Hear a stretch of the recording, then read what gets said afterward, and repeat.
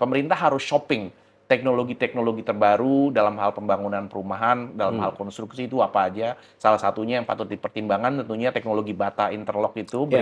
Tapi apapun itu yang mungkin 3D printing lah, pembangunan modular, bahkan smart building kesempatannya. Karena sekarang bukan hanya Kementerian Perumahan, tapi Kementerian Perumahan dan kawasan permukiman. Ketika kita menyebut kawasan permukiman, itu berarti berbagai jejaring air, jejaring listrik, jejaring transportasi. Itu harus dipikirin juga.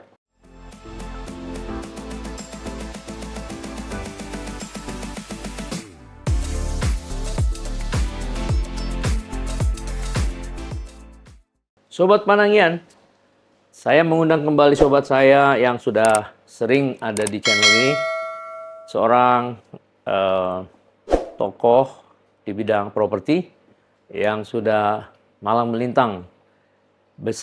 Latar belakangnya memang arsitektur, tapi dia mendapat pelajaran yang sangat luar biasa di luar negeri, di Amerika, S2 dan S3 terakhir di NUS.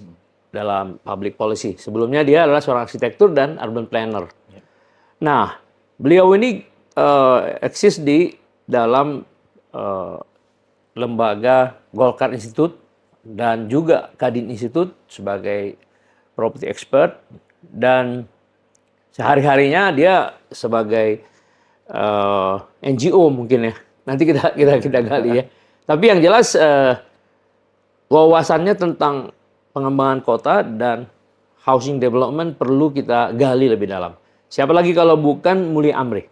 Selamat datang. Terima kasih loh. Terima kasih waktunya ya. Terima kasih Pak Panangian. Iya. Kita waktu tahun lalu kan di sini ya. Iya, betul. Nggak terasa udah makanya beberapa bulan. Nah, sekarang dengan ada keterlibatan Anda di Kadin Institute, tentu ada tugas-tugas tertentu ya untuk mengembangkan gagasan-gagasan ya, pengembangan kota. Nah, kita tahu bahwa dalam pemerintahan Pak Prabowo didirikan Kementerian Perumahan dan Kawasan Permukiman. Iya, betul. Ya. Jadi waktu dulu kita di sini kan kita selalu mengatakan itulah usulan yang harus segera dieksekusi pemerintah, dan ternyata sudah dieksekusi pemerintah. Betul. Bagaimana tanggapan Anda dengan adanya pemisahan dari PUPR menjadi Kementerian Perumahan dan Kawasan Permukiman? Iya. Pak Panangian, terima kasih sudah mengundang saya kembali di sini. Sebuah kehormatan tentunya bisa berinteraksi dengan teman-teman Pak Panangian dan followers. Bagi kami tentunya yang melihat isu perumahan, isu pembangunan perkotaan, kita menyambut baik bahwa perumahan itu harus menjadi satu sektor yang mendapat perhatian. Kalau zaman dulu kita biasa ngomong apa aja kebutuhan dasar manusia, sandang, pangan, papan, gitu kan. Nah, kemudian sekarang Pak Prabowo, Pak Presiden di pemerintahan dengan Pak Prabowo Gibran tentunya mengedepankan pangan sekarang ya, ketahanan pangan melalui program makan bergizi, dan satu lagi tentunya juga papan. Jadi itu kebutuhan dasar manusia yang manusia tentunya untuk beraktivitas secara penuh, tentunya kebutuhan dasarnya harus terpenuhi. Nah, jadi memang sudah selayaknya menurut kami bahwa itu mendapat perhatian sendiri. Tentunya mendapat perhatian sendiri itu dalam bentuk kementerian sendiri menurut saya sangat wajar. Dulu pernah juga menjadi ada kementerian perumahan, tapi menurut saya sekarang dengan digabungkan dengan perumahan dan kawasan permukiman, menurut saya harusnya bisa lebih holistik lagi dan harus ada power untuk mengimplementasikan dan bahkan juga mengambil kebijakan-kebijakan yang mengatur para pelaku pembangunan perumahan agar bisa lebih masif kita menyediakan perumahan. Jadi intinya Anda menyambut baik ya? Iya, betul. Nah, jadi kemudian ada program 3 juta rumah kan? Iya, 1 juta rumah di perkotaan, 2 juta rumah di pedesaan. Pedesaan, betul. Nah, bagaimana Anda melihat itu? Iya, ini juga 3 juta rumah ini suatu keharusan untuk mengejar ya. Karena saat ini tentunya kita punya cukup banyak masalah dengan perumahan yang harus kita kejar. Dan sebagai pemerhati di sektor ini, saya sangat excited gitu ya, bahwa Presiden memiliki perhatian yang sangat besar. Tentunya kenapa harus 3 juta rumah dan bahkan per tahun. Walaupun tidak 100% 3 juta rumah itu membangun baru ya. Nah, yang ada juga yang membangun baru, ada juga yang merenovasi. Tapi kenyataannya kalau kita lihat, itu sekitar 10 juta masyarakat Indonesia orang-orang yang sudah punya kakak, udah membentuk keluarga sendiri, tapi nggak punya rumah.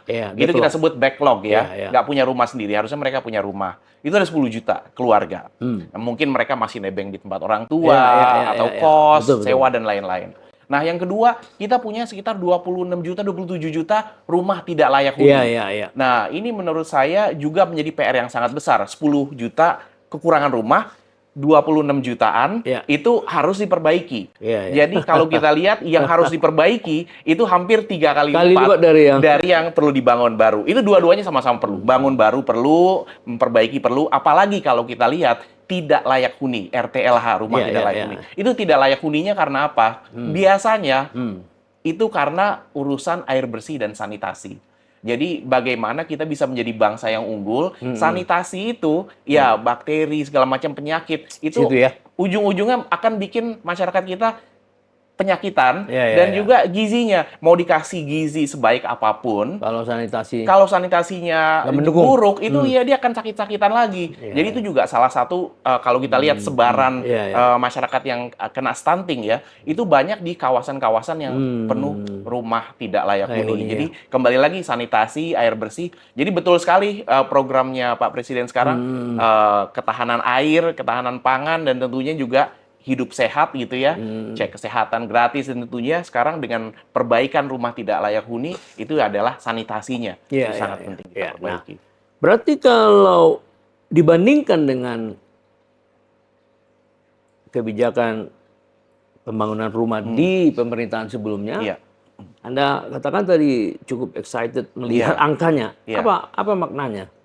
Kalau saya melihat begini, bahwa target pembangunan rumah itu sudah diberikan angka dan juga sudah diberikan detail, mungkin belum sampai detail, tapi arahannya itu kemana. Kalau sebelumnya, di pemerintahan sebelumnya, kita juga ada program 1 juta rumah ya di pemerintahan sebelumnya. Kalau yang sekarang, itu bahkan lebih ambisius, 3 juta rumah per tahun. Walaupun mungkin kita bertahap ya pencapaiannya. Dan 3 juta rumah ini tidak hanya membangun baru semua, jadi memberikan pengakuan bahwa memang selain membangun baru kita juga renovasi. Nah, kemudian di mana? Nah, yang di perkotaan, daerah perkotaan di seluruh Indonesia itu 500 ribunya rumah tapak, 500 ribunya rumah vertikal, apartemen rumah susun. Sementara di daerah pedesaan udah langsung 25 juta rumah per desa. Kalau kita lihat 25 unit per desa. Per desa. Ya, jadi 25 kali 75 ribuan ya.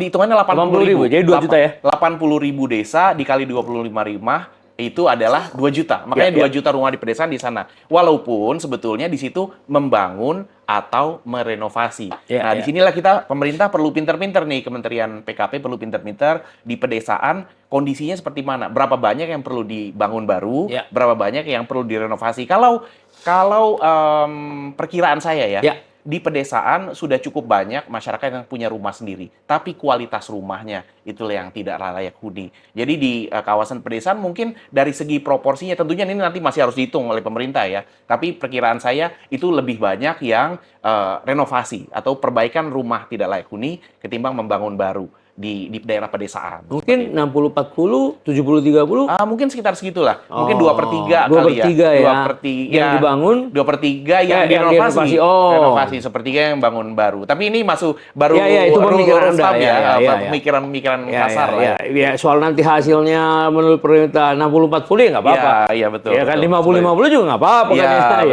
Tapi yang jelas tidak bangun baru semua di daerah pedesaan. Itu pesannya ya, itu pesannya ya. Mungkin rumahnya udah ada satu, tapi perlu diperbaiki, mungkin perlu ditambah ruangan biar tidak terlalu sempit. Ada juga itu ya. Itu kan termasuk renovasi juga ya, tidak 100% bangun dari baru ya. Walaupun pasti ada juga yang membutuhkan yang baru juga. Ya, dan menurut Pak Prabowo bahwa yang di desa ini memang tujuannya pengentasan kemiskinan. Ya, betul. Apakah itu relevan dengan sangat relevan. Jadi kemiskinan itu kan banyak dimensinya ya. Pertama, dia dari segi pendapatannya rendah. Nah, karena pendapatannya rendah itu kan dampaknya banyak. Nah, antara lain dampaknya dia ngirim anak ke sekolah tidak makan pagi. Itu kan kemudian karena ada keterbatasan dalam menyediakan makanan, pemerintah turun tangan memastikan makan bergizinya tersedia di sekolah. Betul, betul. Nah, yang kemudian yang kedua, karena pendapatannya rendah, rumahnya dia nggak bisa bangun sanitasi yang baik. Pemerintah kembali turun tangan. Oke, kamu nggak bisa bangun sanitasi yang baik. Nah, pemerintah perbaiki rumahnya, paling nggak sanitasi, renovasi itu ya? air bersih itu renovasi. Dan renovasi ini menurut saya juga kesempatan bagi pemerintah untuk memperbaiki perdesaan. Kawasan permukiman yang ada di perdesaan. Dalam artian sanitasi itu air bersih. Air bersih kan nggak setiap orang bisa menggali sumur gitu kan. Kesempatan untuk mulai membangun jaringan air bersih perpipaan yang lebih sustainable. Karena airnya memang diambil dari sumber-sumber air yang memang layak untuk dijadikan sumber air gitu kan. Waduk lah atau dan lain-lain. Jadi tidak masing-masing orang mengambil ke air tanah sendiri. Lalu juga untuk sanitasi, selama ini mungkin kita banyak membangun septic tank masing-masing gitu kan. Nah tentunya idealnya kalau kawasannya udah mulai padat, septic tank itu akan saling berdekatan dan saling mencemari dengan air bersih yang diambil di sana. Jadi sebetulnya idealnya tidak membangun septic tank. Mungkin kalau rumahnya masih jarang di pedesaan, masih nggak apa-apa. Tapi kalau kita mengantisipasi bahwa pedesaan yang masih jarang penduduknya itu suatu saat akan semakin padat, tentunya dari sejak awal kita harus bangun sistem sanitasi yang baik. Perpipaan juga kemudian diolah di instalasi pengolahan limbah yang dikelola oleh desa, seperti itu. Jadi harapan saya pembangunan maupun renovasi perumahan di daerah pedesaan itu juga diintegrasikan dengan jaringan air bersihnya maupun juga jaringan pengelolaan air limbahnya. Inilah perbaikan air bersih dan sanitasi yang nantinya akan membuat masyarakatnya juga selain bisa sekolah dengan baik tapi juga sehat. Jadi artinya relevansi dari kawasan perumahan dan permukiman menjadi urusan kementerian ini karena adanya pembangunan kawasan ya. Betul. Perbaikan ya kawasan yang Anda sebutkan tadi ya. Betul. Karena rumah itu tidak bisa dipisahkan kita sama-sama tahu bahwa membangun sebuah rumah atau perumahan itu tidak sekedar membangun konstruksi fisiknya itu sendiri. Karena pasti kan pertama listrik.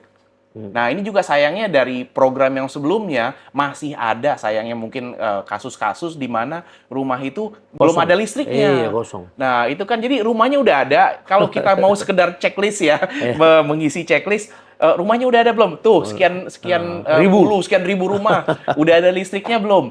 Belum. Nah, jelas masyarakat nggak siap tinggal di sana. Udah ada airnya belum? Belum, kayak gitu. Dan bahkan kalau mau kita lihat dari segi sistem ekosistem rumah itu, kita tanya lagi, rumah itu sudah tersambung dengan baik dengan tempat orangnya bekerja belum?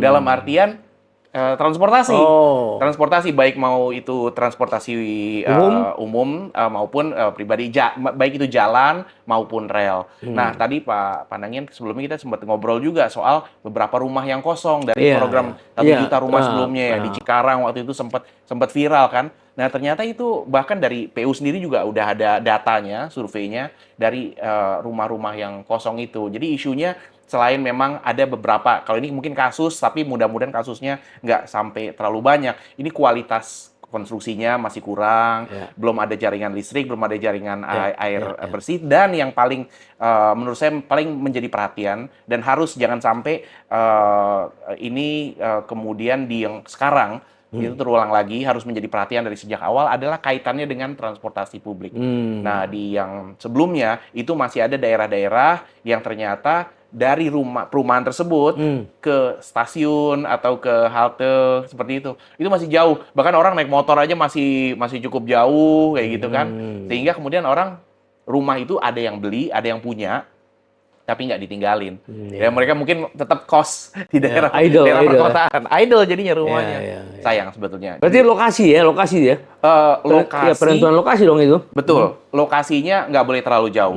Kalau memang lokasinya agak keluar, memang harus sudah terintegrasi dengan rencana pemerintah daerah atau pemerintah pusat. Di sana mau ada sambungan apa?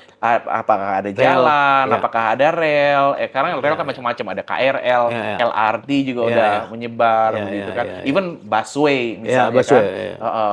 Itu. Jadi memang harus ada terintegrasi dengan skema pengembangan transportasinya. Iya, iya. Nah, di sana akhirnya orang merasa bahwa saya punya rumah, tapi saya juga bisa kemana-mana. Nah, itulah. Jadi rumah itu tidak berdiri sendiri, Pak.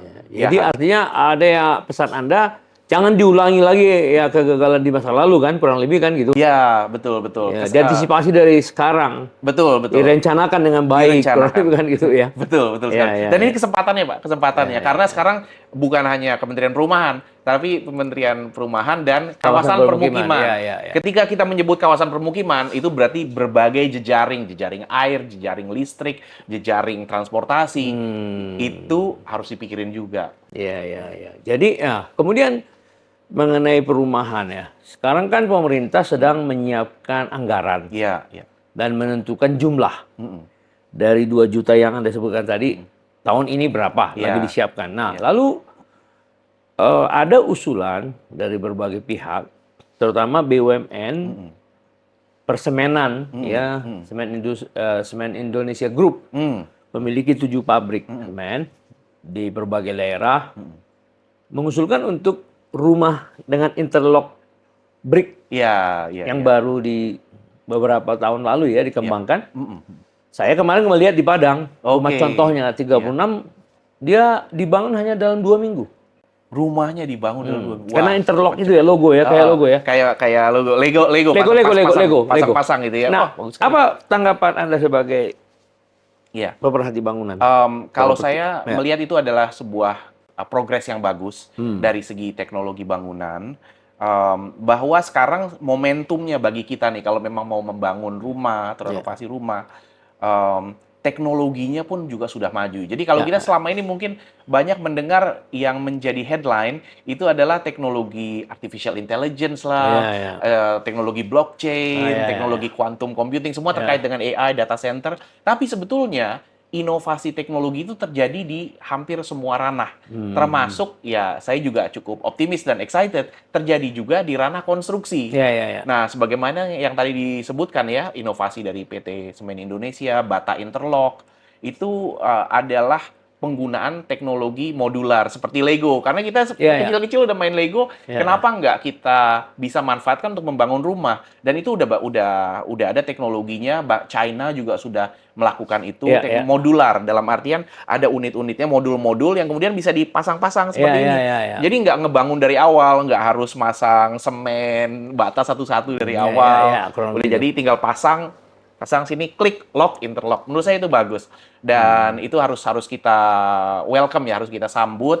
Dan berbagai teknologi yang ditawarkan. Pemerintah harus shopping teknologi-teknologi terbaru dalam hal pembangunan perumahan, dalam hal konstruksi itu apa aja. Salah satunya yang patut dipertimbangkan tentunya teknologi bata interlock itu.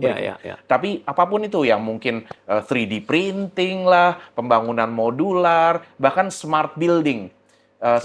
Smart building itu adalah otomatisasi di dalam pengelolaan bangunannya, rumahnya. Jadi ini kaitannya bukan dalam hal pembangunan rumah itu sendiri, tapi dalam hal perawatan, penggunaan rumah itu.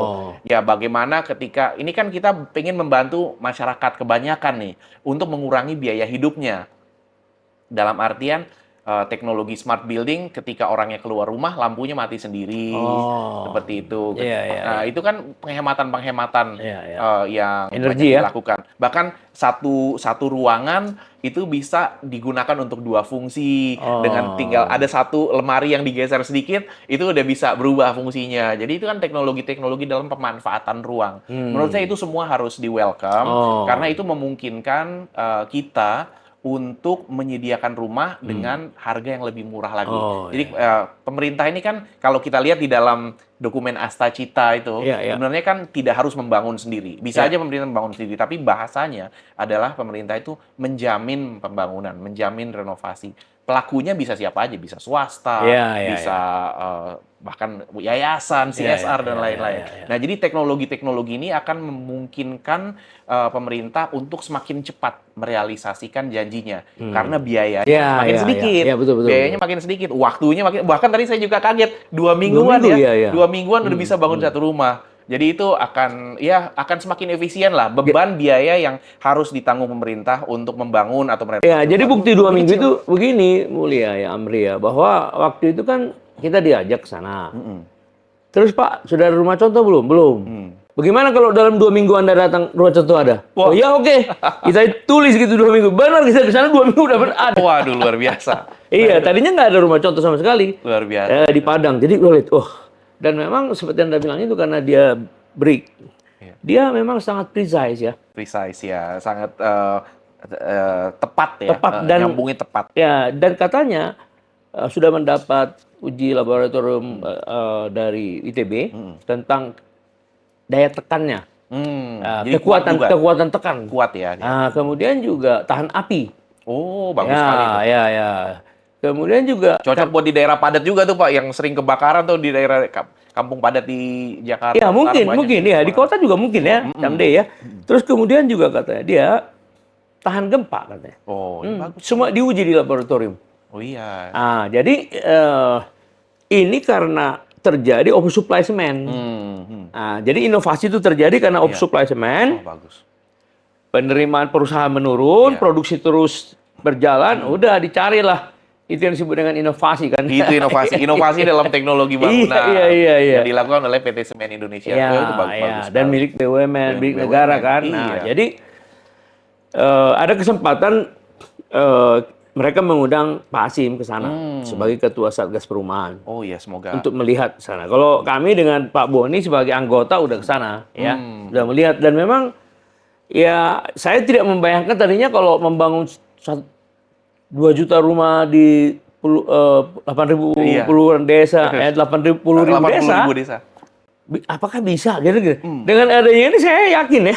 Wah, optimis kita ya. Iya, karena bisa pindah kan ya. Jadi tinggal mobilisasi orang dan material.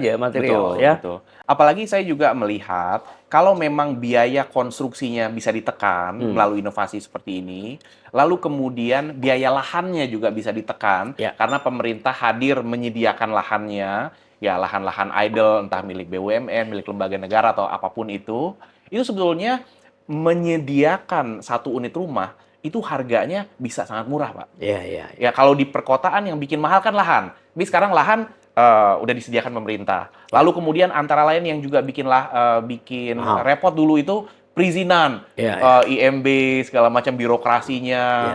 Sekarang ada komitmen pemerintah, PBG akan dipercepat untuk proyek-proyek rumah masyarakat. Lalu kemudian juga lagi ada BPHTB, itu kan sales tax dalam rumah, PPN-nya, PBB, PBB itu nanti akan disediakan pemerintah secara gratis.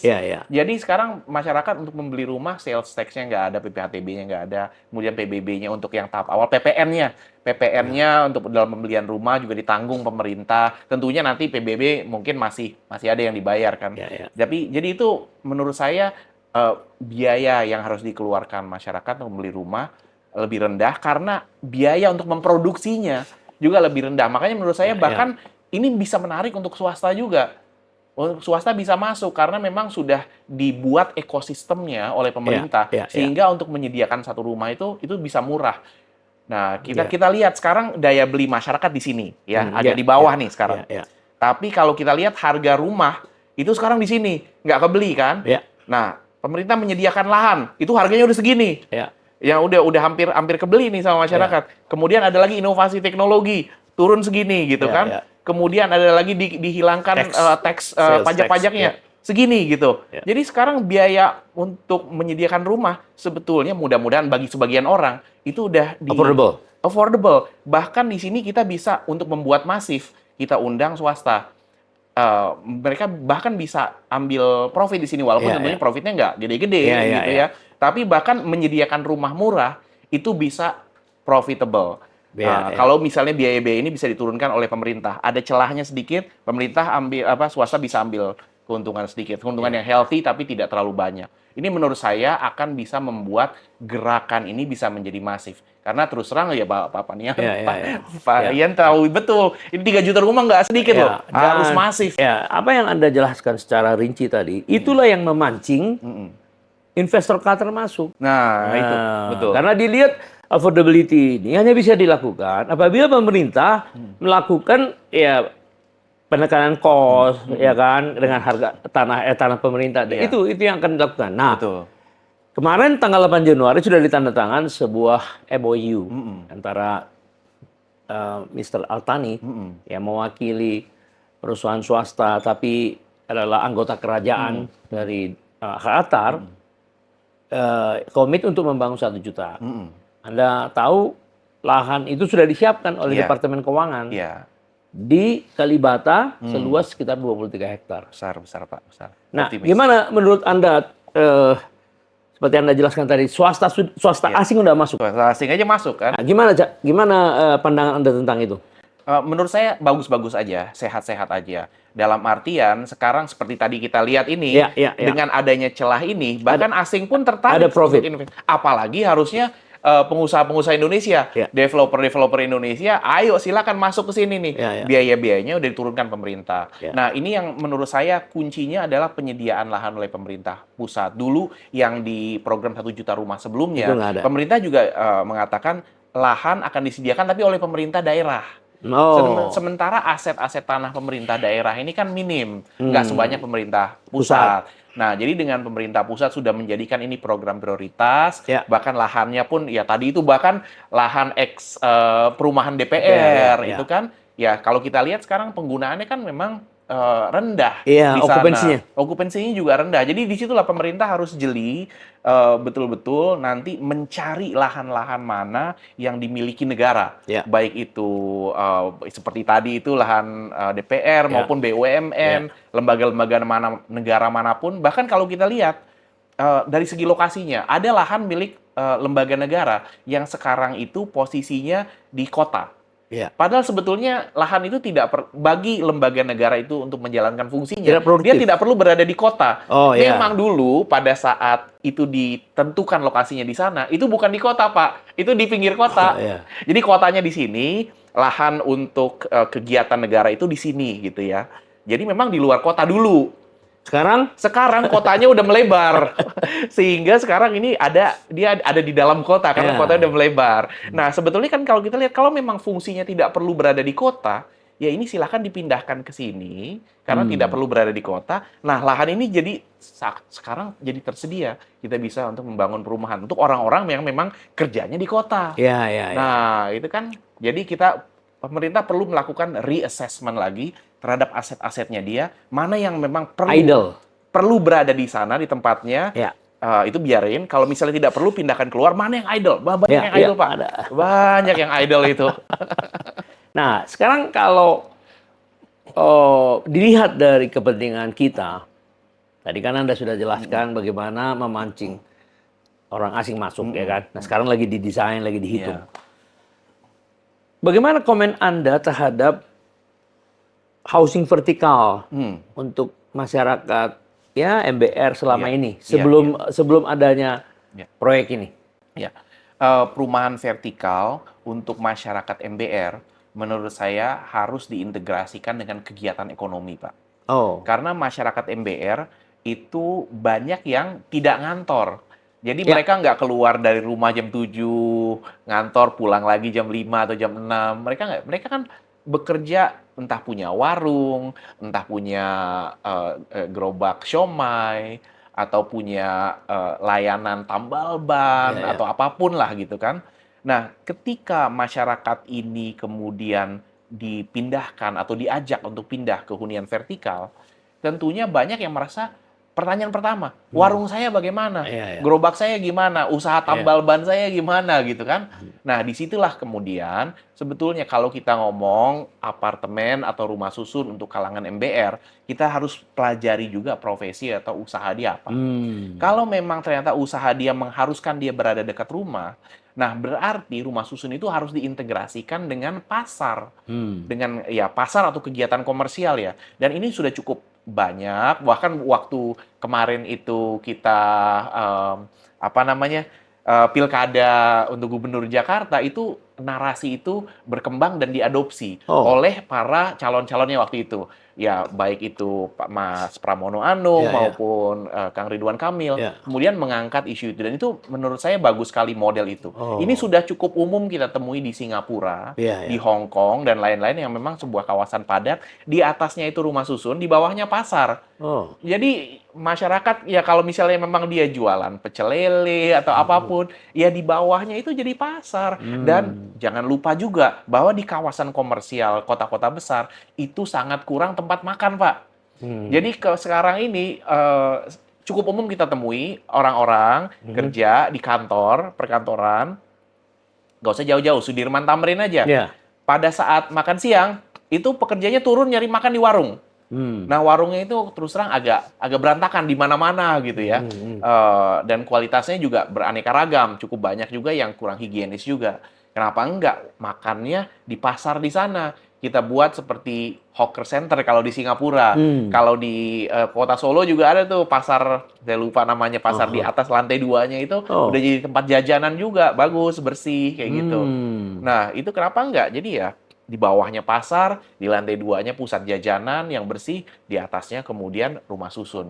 Nah, bagi yang tinggal di sana, ya saya punya, bagaimana dengan jualan saya, usaha saya? Ya di bawah, dia tinggal turun lift. Dia di sana tetap bisa berjualan. Jadi memang bagi masyarakat MBR, apalagi kalau yang usahanya informal, jualan, harus kita pikirkan bahwa dia punya tempat tinggal, dia punya tempat jualan di bawah. Jadi itu untuk kalangan yang MBR ya? Iya. Nah, berarti bisa dikatakan di Jakarta ini banyak pasar yang bisa diintegrasikan dengan perumahan. Sangat, Pak, sangat. Vertikal ya? Iya, betul. Pasar kita sekarang modelnya sayangnya baru ada satu, Pasar Rumput. Pasar rumput. Pasar Rumput kan tadinya pasar aja, sekarang dibangun apartemen, rumah susun di atasnya. Pasarnya tetap ada? Pasarnya tetap ada. Dan menurut saya, tapi memang karena kemarin itu kan agak lama nih proses handover-nya. Sehingga baru sekarang belum lama inilah, baru mulai dibuka lagi. Dan bahkan saya melihatnya harusnya bisa lebih inklusif lagi. Kita perlu lebih banyak mereplikasikan model seperti Pasar Rumput, ada rumah susun di atas, ada pasar di bawah, itu di banyak tempat lain di seluruh Indonesia. Di Jakarta misalnya, semua pasar yang milik PD Pasar Jaya yang lahannya cukup untuk dibangun rumah susun di atas, kenapa nggak dibangun rumah susun? Itu kembali lagi kan tanah. Dan itu bukan berarti kita menyingkirkan pasarnya. Bahkan saya 100% yakin pasarnya akan jadi lebih hidup. Kenapa? Karena di atasnya ada penghuni tetap. Ada penghuni ada yang setiap hari ya? pasti perlu pasar. Dia jualan di sana, dia juga pasti perlu makan, beli, belanja di sana. Jadi itu, saya pikir itu win-win. Nah, itu untuk masyarakat MBR, bahkan untuk menurut saya bukan hanya MBR. Masyarakat kelas menengah juga perlu itu. Saya juga tinggal di apartemen, setiap hari kan pasti saya perlu belanja grocery, kebutuhan sehari-hari. Beli buah, beli sayur. Di mana kalau di bawah ada pasar kan lumayan. Dan kalau misalnya di sekitarnya ada kawasan perkantoran, nah yang nyari makan, orang-orang kantoran yang nyari makan, ya bisa makan di situ. Jadi itu sangat-sangat menarik sekali itu. Nah, sekarang coba saya tanya Anda sebagai pakar perumahan ya. Kalibata City kan ada di bawahnya itu. Gimana kira-kira? Iya. Kalibata City itu menurut saya juga satu model juga. Dia udah terintegrasi.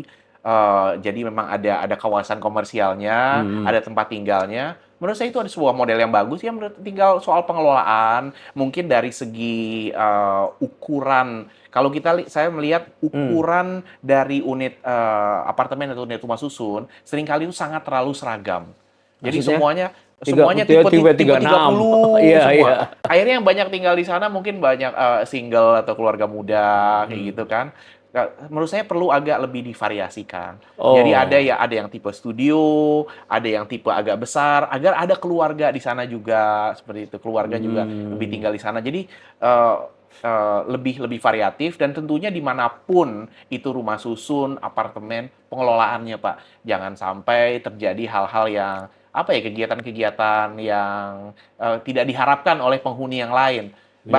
Bahkan juga di apartemen swasta yang mungkin apartemen komersial ya, itu kan sangat tergantung dari pengelolaannya. Misalnya ada satu penghuni yang ribut, suka pasang musik keras-keras gitu kan, kalau nggak ada mekanisme Iya, bagi iya, iya. pengelola untuk menegur, Iya. nah itu kan nanti akan merugikan penghuni yang lain. Iya. Akhirnya penghuni yang lain, ah males ah tinggal di Iya. apartemen ini, nggak, ada tetangga yang berisik atau mengganggu, tidak ditegur oleh pengelola, dia akhirnya kemudian pindah.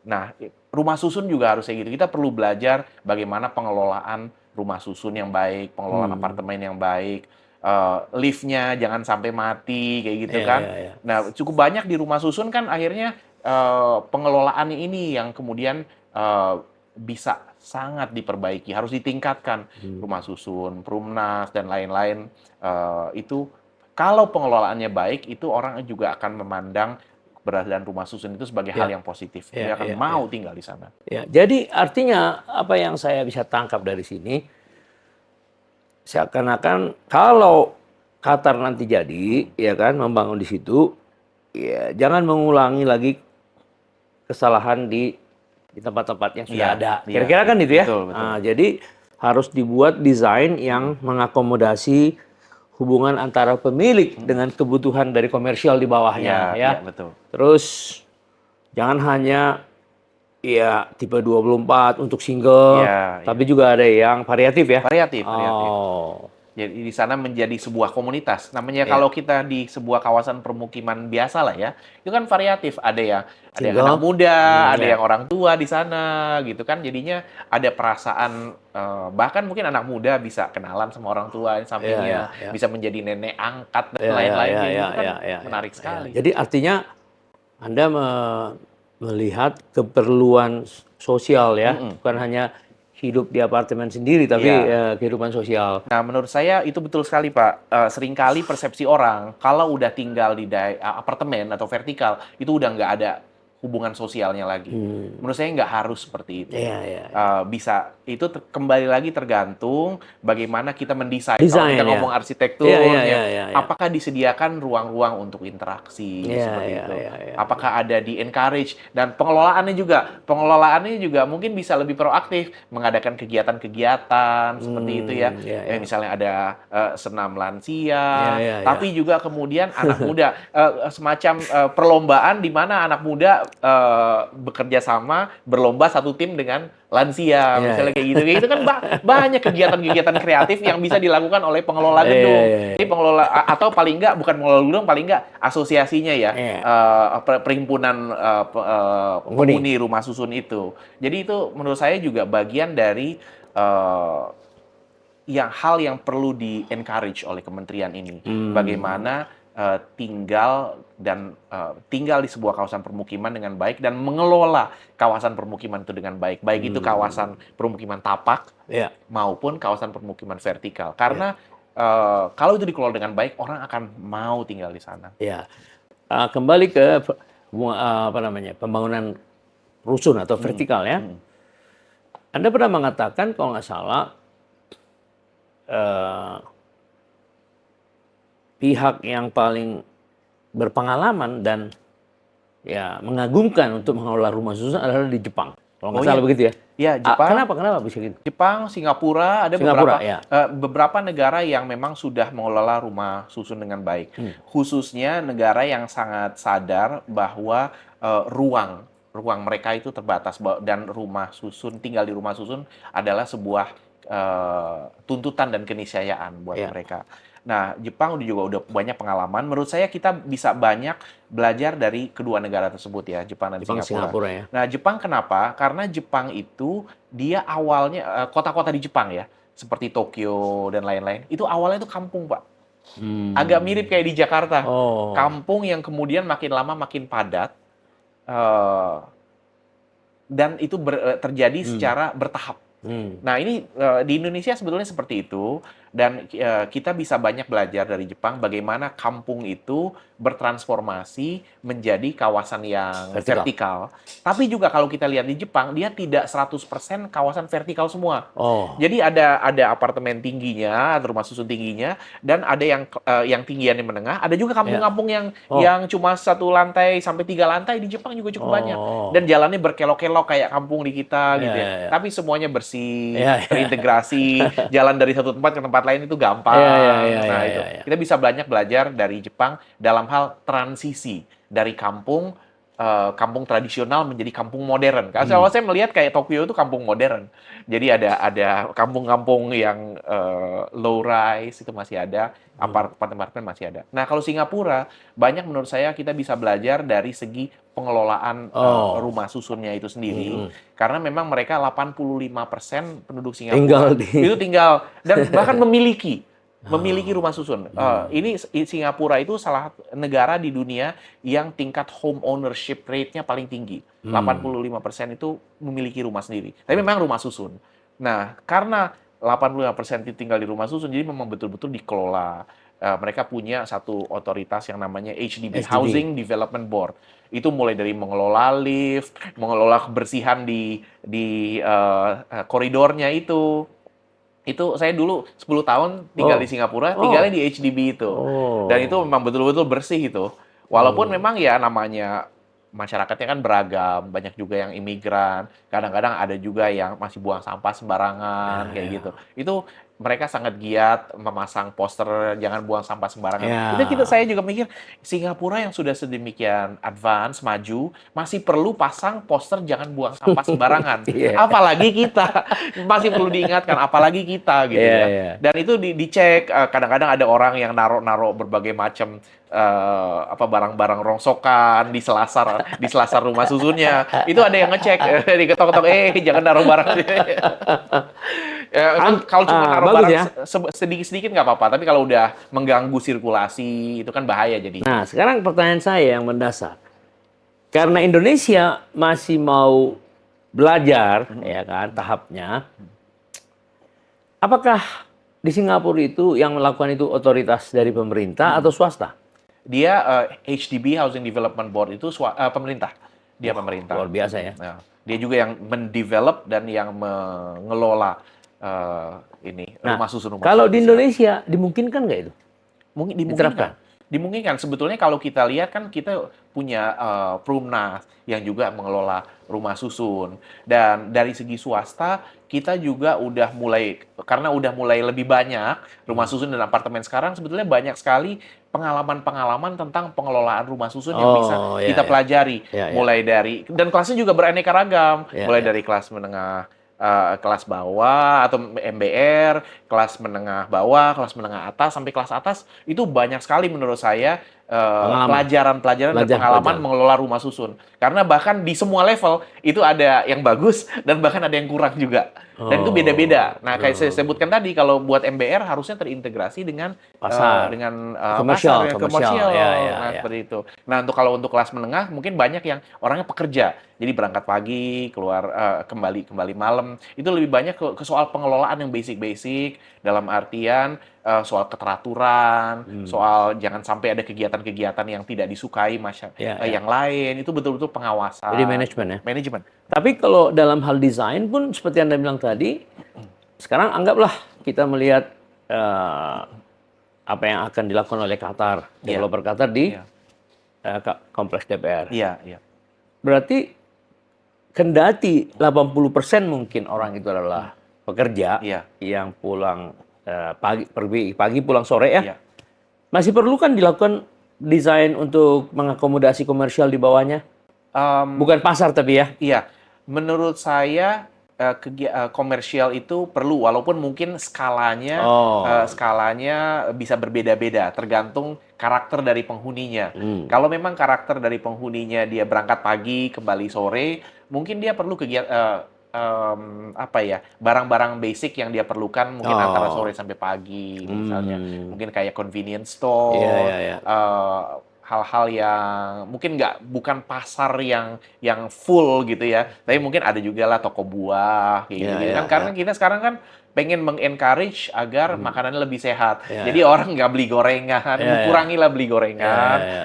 perbanyaklah makan buah, Ya, minum ya, ya. susu segala macem kayak gitu kan. Ya, ya, ya. Jadi menurut saya tetap Perlu mengakomodasi. Desain itu perlu mengakomodasi. betul, walaupun tidak mungkin sebanyak menurut saya, karena itu convenient saja, biar dia nggak usah keluar. Kalau saya sih berpandangan sebisa mungkin masyarakat itu untuk aktivitas sehari-harinya cukup jalan kaki atau naik sepeda itu lebih bagus. Kalau daripada dia kemudian harus mengeluarkan motor atau mengeluarkan mobil untuk kemudian belanja sesuatu yang sebetulnya bisa aja dibawa. Dalam satu komplek. Dan itu juga makanya menurut saya agar skalanya itu make sense untuk bisnis tersebut.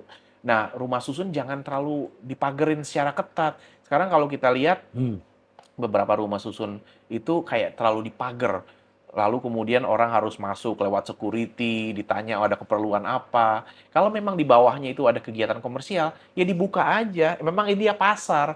Kita welcome siapapun yang mau datang. Jadi walaupun kayak convenience store saya sebut tadi itu ada di lantai dasar sebuah rumah susun, silakan masyarakat-masyarakat yang ada di sekitarnya juga belanja ke sana, nggak apa-apa. Tapi di Indonesia kayaknya belum ada itu ya. Karena kita menurut saya agak khawatir soal keamanan. Keamanan, ya. Soal keamanan. Tapi seiring waktu, dengan semakin baiknya keamanan kita, orang akan berpikir, udah nggak apa-apa lah. Biarin aja, buka aja pagernya. Aman kok di sini. Nah, itu kan persepsi, Pak. Dulu waktu pas tahun 2000-an awal, itu kan kondisinya kita sangat sangat stres. Ada bom apa di kedutaan Australia dulu, ada bom di Marriott dulu, ada bom di Bali kayak gitu kan. Sehingga orang akhirnya takut. Akhirnya semua gedung kantor, mall sekarang harus ada cek metal detektor segala macam. Itu kan masih ada sekarang nih. Oh, Tapi masih. tapi di sebagian tempat itu udah berkurang. Dalam artian sudah mulai ada confidence bahwa kita ini aman. Dan bahkan kalau kita lihat di beberapa gedung di sepanjang Jalan Sudirman, itu pagarnya udah diturunin, Pak. Pagarnya udah diturunin. Tetap masih ada security, tapi udah nggak seketat dulu. Dalam artian itu kan bagus buat kita. Dan kita juga tentunya kembali lagi karena ekosistem kembali memang tugas keamanan tetap harus ada. Sekarang dengan teknologi, dengan ada CCTV, dengan kepolisian dan aparat-aparat keamanan itu sudah bisa dideploy ke tempat-tempat yang diperlukan dalam waktu singkat tanpa harus menunjukkan kehadirannya secara fisik di sana. Menurut saya itu udah bagus. Dengan kemajuan dari teknologi sendiri, menurut saya kita udah bisa lebih memungkinkan orang untuk masuk, tidak terlalu pasang pagar yang tinggi, yang seram gitu ya, sehingga kemudian ekonominya itu tercipta. Itu yang kita maksud. Jadi kegiatan ekonomi itu terintegrasi juga dengan kegiatan perumahan dan tempat tinggal. Jadi kesimpulannya harapan saya ketika nanti Qatar sudah membuat desain, saya sangat berharap Anda ikut memberikan opini, pandangan ya kan, dengan sebagai lokal expert. Iya, dan saya yakin juga banyak arsitek maupun urban planner di Indonesia yang lain yang sangat bisa dilibatkan untuk memberikan masukan-masukan seperti itu. Saya dengan senang hati tentunya. Iya, karena apa ya? Kehidupan vertikal itu memang di kita ini belum established gitu loh. Jadi perlu sekali pandangan-pandangan dari pengalaman orang yang sudah, ya Anda bilang tadi 10 tahun, paling tidak kan ada. Saya jadi ada ide nih, Pak. Kebetulan akhir tahun lalu saya membuat survei. Dan di survei itu ditanyakan apakah Anda pernah tinggal di rumah susun ataupun paling tidak mengunjungi orang yang ada di rumah susun, entah itu saudara, teman, atau siapapun. Ternyata memang kebanyakan orang, waktu itu surveinya Jabodetabek, kebanyakan orang itu belum pernah menginjakkan kaki di rumah susun. Baik itu apalagi dia sewa sendiri, mengunjungi teman pun aja, mengunjungi saudara pun belum pernah. Tapi menariknya, bagi yang sudah pernah mengunjungi rumah susun, itu kita tanyakan, apakah Anda berminat suatu saat, kalau memang affordable, ada kesempatannya Anda untuk tinggal di rumah susun, berminat nggak Anda? Nah itu orang yang sudah pernah mengunjungi rumah susun, itu lebih banyak yang menjawab, ya saya bersedia. Nah, jadi itu seringkali kekhawatiran kita untuk tinggal di rumah susun, itu karena kita sendiri belum pernah datang. Jadi belum pernah mengunjungi. Tak kenal maka tak sayang. Tak kenal maka tak sayang. Makanya saya berpikir mungkin pemerintah dalam rangka mengenalkan rumah susun, itu kenapa nggak undang orang-orang kamu diberikan kesempatan untuk tinggal di rumah susun ini bersama keluarga kamu gratis. Selama seminggu selama sebulan. Coba aja. Jadi pemerintah membuat semacam kampanye, ayo cobain tinggal di rumah susun. Iya. Nah, itu kan Wah, jadi yang tadinya persepsinya, oh rumah susun begini, tinggi banget, begini. Memang iya, pada saat pertama kali, pada saat belum pernah, kemudian kita tinggal di lantai 12 itu misalnya ya, rasanya tinggi banget. Tapi setelah seminggu tinggal di sana, setelah 2 minggu tinggal di sana, itu biasa aja, tinggal lantai 12, aman, nggak apa-apa. Ya, itu ya. Jadi itu penting sekali ya. Jadi pemerintah melakukan kampanye, tapi melalui uji coba Uji gitu coba ya. aja. Karena belum pernah tinggal di rumah susun, jelas aja khawatir, takut, dan lain-lain. Iya. Menarik ini, pembicaraan yang sangat menarik, dan saya harapkan semoga nanti segera dari hari ini developer dari Qatar akan mulai Amin. ya mempresentasikan apa yang akan dibangun di sana ya, desainnya, dan saya harapkan Anda akan ikut memberikan opini di sana. Siap, ya. siap. Terima kasih ya, Bung ya.